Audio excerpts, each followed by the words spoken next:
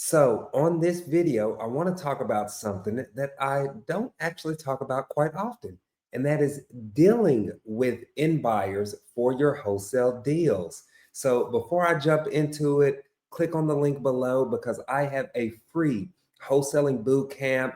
It's about a 45-minute training where you can deep dive on how to get started in wholesaling real estate and transform your life with this one strategy.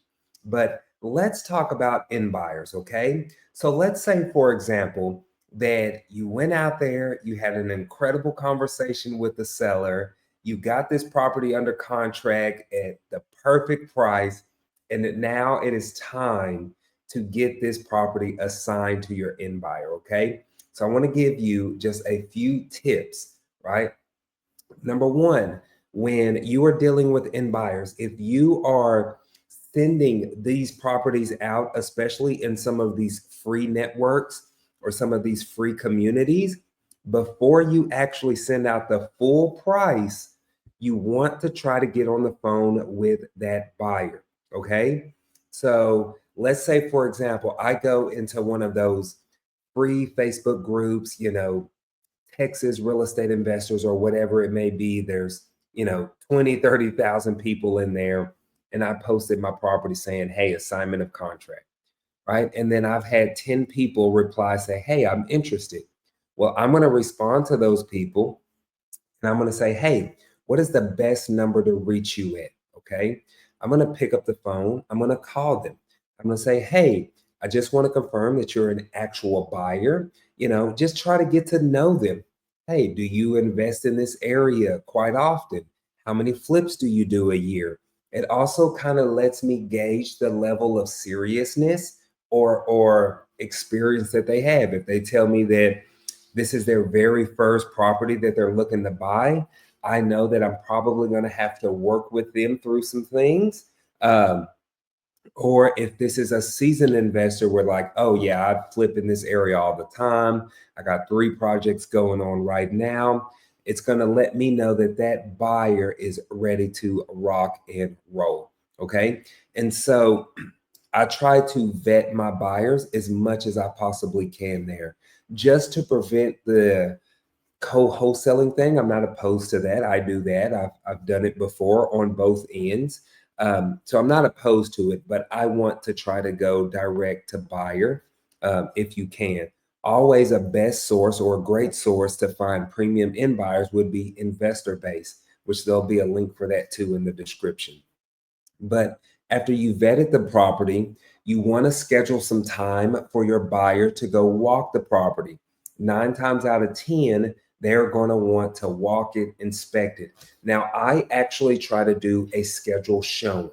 So we want to get as many buyers as we can over there at one time. Okay. Especially, especially if this property is owner occupied or tenant occupied.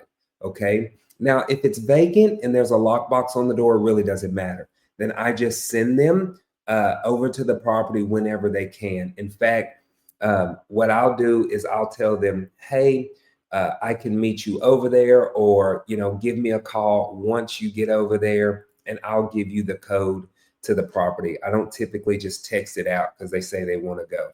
Let me know a time and date when you're going, and actually let me know when you're there, and I'll give you the code over the phone to get in the property. I just prefer it that way. It works very well for me. So once I have as many people over there as I can, they'll get in, they'll get out, and I say, hey, it's first come, first serve. Just submit your highest and best offer. Okay. And what I mean by this is some wholesalers do like a bidding war. I typically stay away from those. I don't too much care to do a bidding war. I just want a locked in buyer, somebody that's ready to pull the trigger, somebody that's ready to move forward. Do I leave money on the table sometimes? Probably.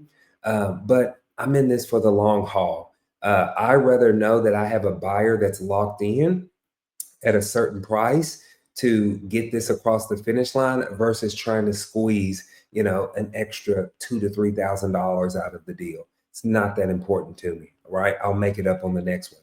And so, what I mean by highest and best, when they submit their offer, okay, or first come, first serve, whoever puts the deposit down first. So that brings me to my next point.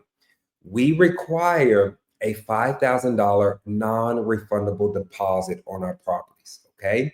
That money is to be sent and wired to the title company. Okay. So if I have a buyer that says, "Hey, Clifford, I'm ready to rock and roll," I'm going to send them assignment of contract. I'm going to connect them with the title company. A title company is going to send them the wiring instructions, and they have within 24 hours to send their wire. They do not get an option period. They do not get a due diligence period. Excuse me.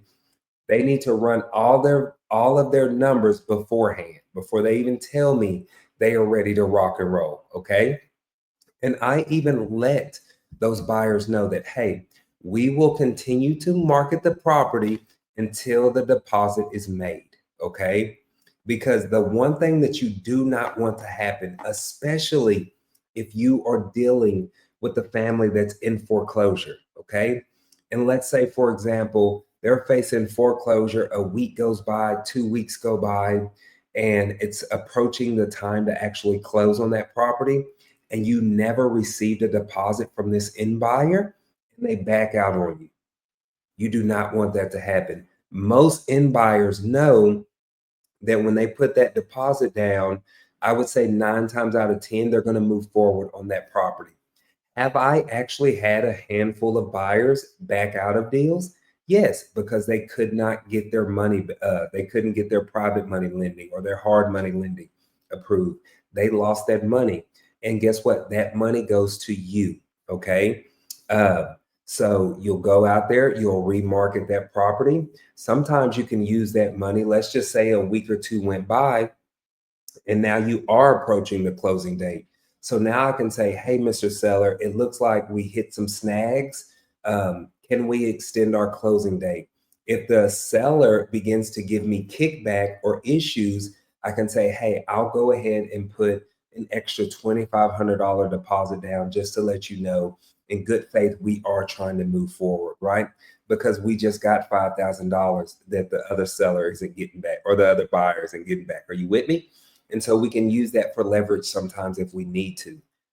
So it's very, very crucial and important to get that 5K deposit.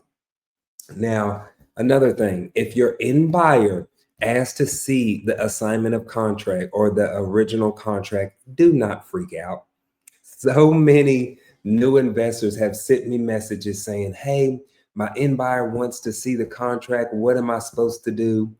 You send it to them and think about this from their perspective.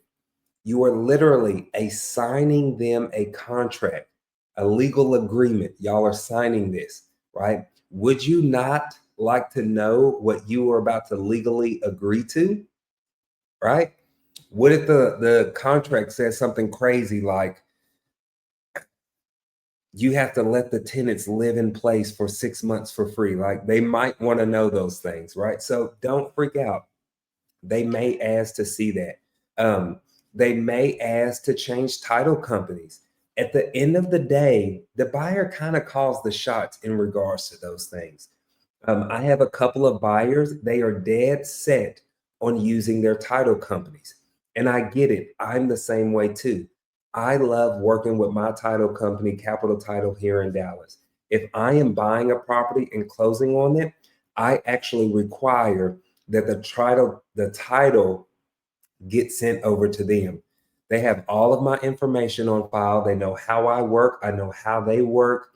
It just goes smoothly, and it also kind of helps me on the back end with my CPA, right, and my bookkeeper. All of my closings are being done with one specific title company, or majority of them. That's definitely going to help you there in that arena. So if they ask you to change it to a different title company, I try to give them a little pushback, but not much. I may say something like, "Hey, we already have open title here.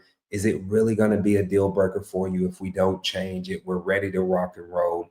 If they say, "Yes, this is a deal breaker, we need to change it," then obviously I'm going to change it. But I think the most important things when it comes to end buyers, make sure that you get a non-refundable deposit down, schedule some time for them to go see the property. You also want to make sure that you're working with true end buyers as much as you can. You can vet them as much as you possibly can there. But other than that, end buyers are pretty simple to work with. Okay. So don't stress it, don't worry about it, and go out there and start closing some deals.